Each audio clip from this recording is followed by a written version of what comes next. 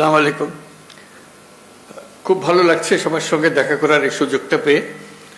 এই পুলিশ সপ্তাহ উপলক্ষে এই সুযোগটা হলো। আপনাদের কাছ থেকে কিছু প্রাথমিক বক্তব্য শুনলাম, শুনে বুঝতে পারলাম যে অনেকগুলো কাজ অসম্পূর্ণ রয়ে গেছে, যেটা আমাদের পক্ষ থেকে করা উচিত। এর আগে একবার বসছিলাম আমরা নিজেদের মধ্যে, আমার কাছে খুবই খারাপ লাগছিল যে কিরকম পরিস্থিতিতে আপনাদেরকে কাজ করতে হয়। আমার জানা ছিল না যে দৈনন্দিনভাবে যে কঠিন অবস্থায় আপনাদেরকে জীবনযাপন করতে হয়, সেটার মাত্রা কত গভীর। তাৎক্ষণিকভাবে আমরা কিছু সিদ্ধান্ত নিয়েছিলাম, সেটা আশা করি বাস্তবায়ন হয়েছে। কদ্দূর হয়েছে সেটা আবার খোঁজ নেব। আজকের বৈঠকের যেটা প্রধান ফল হবে, আপনাদের বিষয়গুলো আবার উঠলো আমার কাছে, যেটা নিয়ে আবার বসবো, যাতে আপনাদের একটা সহায়ক পরিস্থিতির সৃষ্টি করা যায়, যাতে আপনাদের কাজ করার মধ্যে একটা উৎসাহ আসে এবং পরিস্থিতি আপনাদের সহায়ক হোক। আজকে ভালো লাগলো যারা প্রযুক্তির মাধ্যমে বিভিন্ন জায়গা থেকে উপস্থিত আছে। আমি দেখছিলাম কোথা থেকে এসছে, সারা বাংলাদেশ জুড়ে সব জায়গা থেকে যোগদান করেছে। তাদের সবাইকে আমি দূর থেকে সালাম দিচ্ছি। আশা করি সুযোগ হবে ভবিষ্যতে একসঙ্গে বসে আলাপ করার। আমি লিখিত বক্তব্য পাঠ করি। বিসমিল্লাহির রহমানির রহিম। সম্মানিত উপস্থিতি ও প্রিয় পুলিশ সদস্যবৃন্দ, পুলিশ সপ্তাহ 2025 উপলক্ষে বাংলাদেশ পুলিশের সকল সদস্যকে আমি আন্তরিক শুভেচ্ছা ও অভিনন্দন জানাচ্ছি। এই অনুষ্ঠানে আপনাদের মাঝে উপস্থিত হতে পেরে আমি অত্যন্ত আনন্দিত। 71 সালে মহান মুক্তিযুদ্ধের প্রাক্কালে 25শে মার্চ কালো রাতে রাজারবাগ পুলিশ লাইন্সে বাঙালি পুলিশ সদস্যরা সর্বপ্রথম সশস্ত্র প্রতিরোধ গড়ে তোলেন। এই ইতিহাস ভোলার নয়। বাংলাদেশ পুলিশ বাহিনীর গৌরবময় ইতিহাসে এটা মহাগৌরবের অধ্যায়।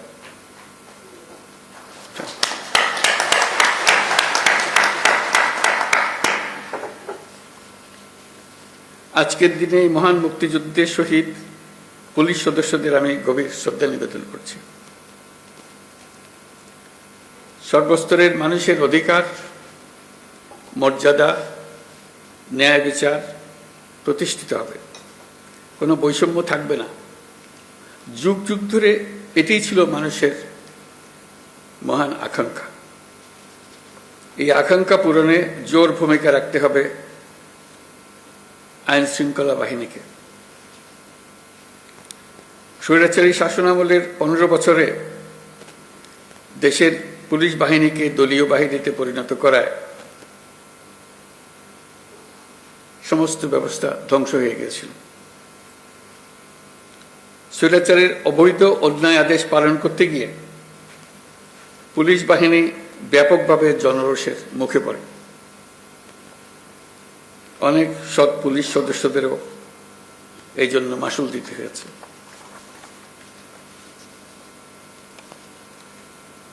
প্রিয় পুলিশ সদস্যগণ,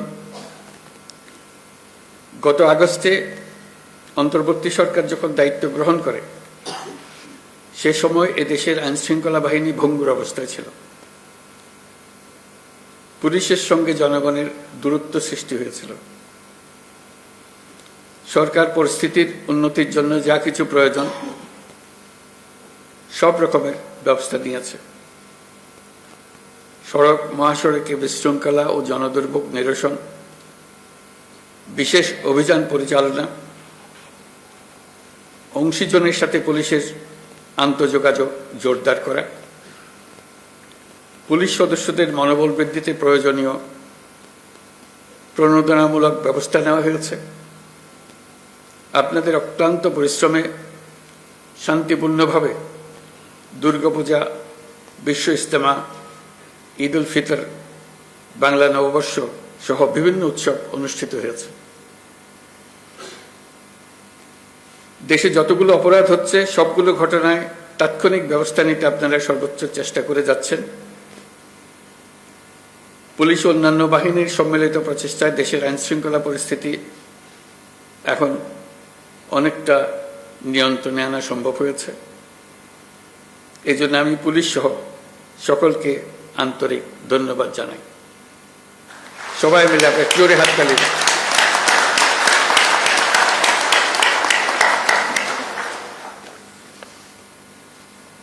এই হাততালি আপনাদের প্রাপ্য।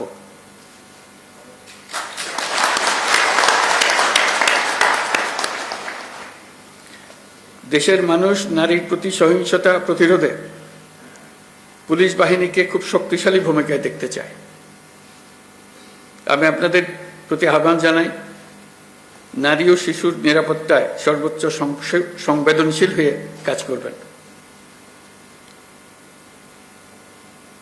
সকল শ্রেণী পেশার নারীরা যেন যে কোনো হয়রানির ঘটনায় পুলিশের হটলাইনে ফোন করে সর্বোচ্চ সাহায্য পায় সেটি নিশ্চিত করবেন। নারী এবং শিশু নিরাপত্তা পেলে আমরা বুঝতে পারব দেশ নিরাপত্তার দিকে অনেক দূরে এগিয়ে গেছে।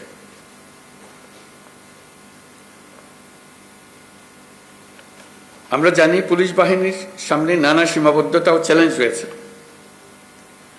অপ্রতুল জনবল, লজিস্টিক্স, পর্যাপ্ত বাজেট ইত্যাদি। কিন্তু আমাদের সবচেয়ে বড় চ্যালেঞ্জ হল বিগত 16 বছরে পুলিশ জনগণের মধ্যে যে দূরত্ব সৃষ্টি হয়েছে সেই দূরত্ব কমিয়ে আনা, পুলিশ বাহিনীর প্রতি মানুষের আস্থা ফিরিয়ে আনা। আমি বলবো এটা কঠিন না। একবার সে আন্তরিক পরিবেশ সৃষ্টি হলে এই বন্ধন অটুট থাকবে। আমাদের সমাজ যে একটা সুশৃঙ্খল সমাজ সেটা প্রমাণিত হবে। আমাদের সবাই মিলে একটা সর্বাত্মক প্রচেষ্টা হবে যেন মানুষ এবং পুলিশের মধ্যে দূরত্ব আমরা গুছিয়ে ফেলতে পারি। মানুষ পুলিশকে দেখলেই তাকে বন্ধু হিসেবে বরণ করে নিতে এগিয়ে আসে। তার প্রতি কোনো বিরূপ মনোভাব যেন মানুষের মনে না থাকে। মাঠ পর্যায় থেকে শুরু করে সকল স্তরে আইনশৃঙ্খলা বাহিনীকে জনগণের বিশ্বাস অর্জনের জন্য কাজ করতে হবে। এই কাজটা আপনাদেরকেই করতে হবে। আর সরকারের দিক থেকে যা যা প্রয়োজন তা বাস্তবায়ন করা আমাদের দায়িত্ব। আমরা সে দায়িত্ব গ্রহণ করছি। পুলিশের সংস্কারের লক্ষ্যে অন্তর্বর্তীকালীন সরকার উদ্যোগ নিয়েছে। তৃণমূল পর্যায়ে কর্মরত পুলিশ সদস্যদের কল্যাণে কয়েকটি বিষয়ে দ্রুত ব্যবস্থা নেওয়া হয়েছে। আজকের এই মিটিংয়ের পরে আপনাদের সঙ্গে সবার সঙ্গে সারা দেশের সবার সঙ্গে সাক্ষাৎ হওয়ার কারণে, আপনাদের কথা শোনার কারণে আমরা আবার দ্রুত একবার বসবো সবাই মিলে, যাতে করে যে সমস্ত সমস্যা আছে সেগুলা দ্রুত সমাধান বাস্তবায়ন করা যায়। সেটা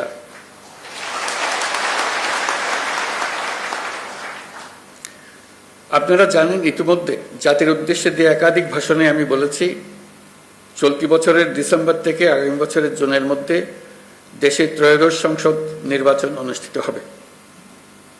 সেই নির্বাচন যেন সুষ্ঠু ও শান্তিপূর্ণ উপায়ে অনুষ্ঠিত হয়, সেজন্য পুলিশ সদস্যদের ভূমিকা খুবই গুরুত্বপূর্ণ। নির্বাচনে সকল প্রতিদ্বন্দ্বী প্রার্থীর প্রতি সমান আচরণ ও ভোটাররা যাতে নির্ভয়ে নির্বিঘ্নে নিজেদের ভোটাধিকার প্রয়োগ করতে পারে সেই পরিবেশ নিশ্চিত করা আপনাদের এবং আমাদের সর্বোচ্চ দায়িত্ব। মনে রাখবেন, কোনো ব্যক্তি যদি অন্যায় বা অনিয়মের মাধ্যমে নির্বাচিত হয়, সে ব্যক্তির দ্বারা ন্যায় প্রতিষ্ঠা সম্ভব নয়। সুতরাং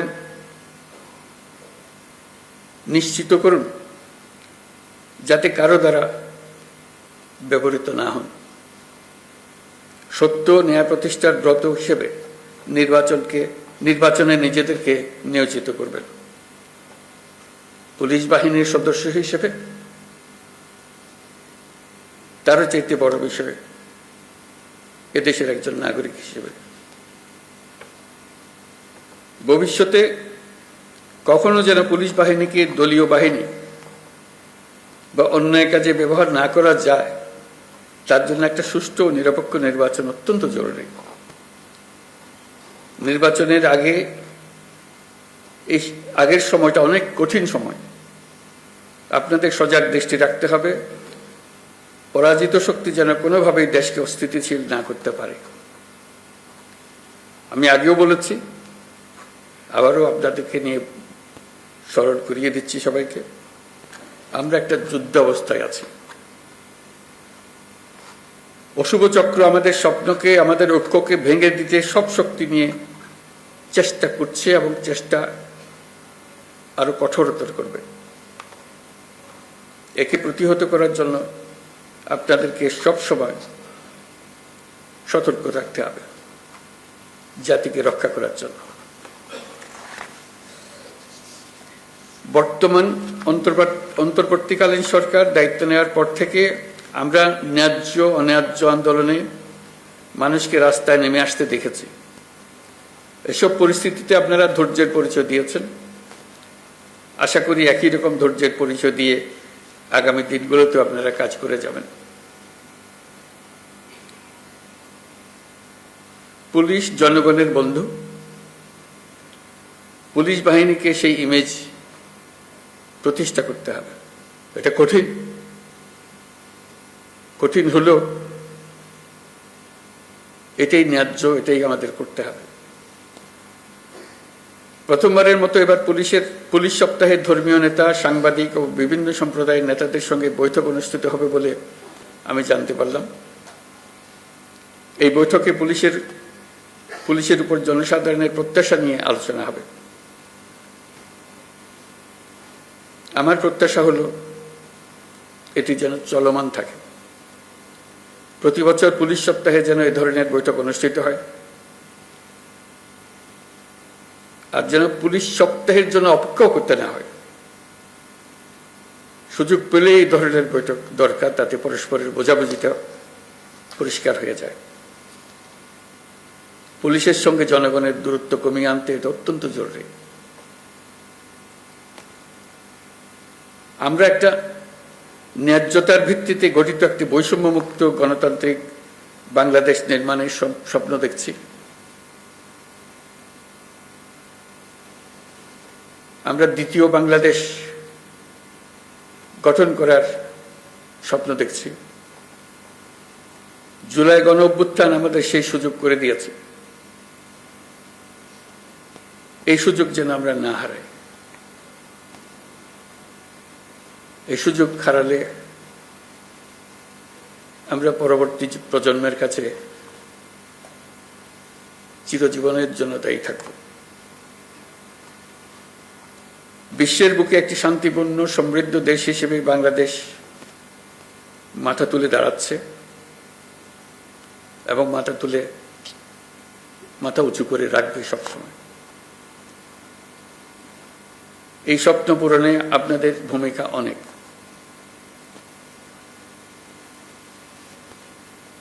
আপনারাই এই স্বপ্ন বাস্তবায়নের মূল শক্তি।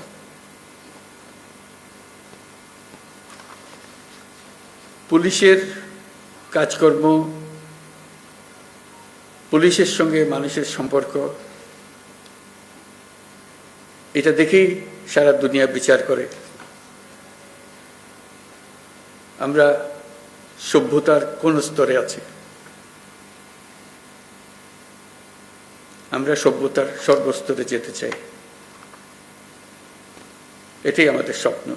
এই স্বপ্ন বাস্তবায়নে আপনারা একটা অত্যন্ত গুরুত্বপূর্ণ শক্তি। বাংলাদেশ পুলিশ বাহিনী যেন গোটা বিশ্বে প্রশংসিত হয়, দেশের সকল মানুষের কাছে প্রশংসিত হয়, এই প্রত্যাশা নিয়ে আমার বক্তব্য শেষ করছি। সবাই ভালো থাকবেন। আসসালামু আলাইকুম।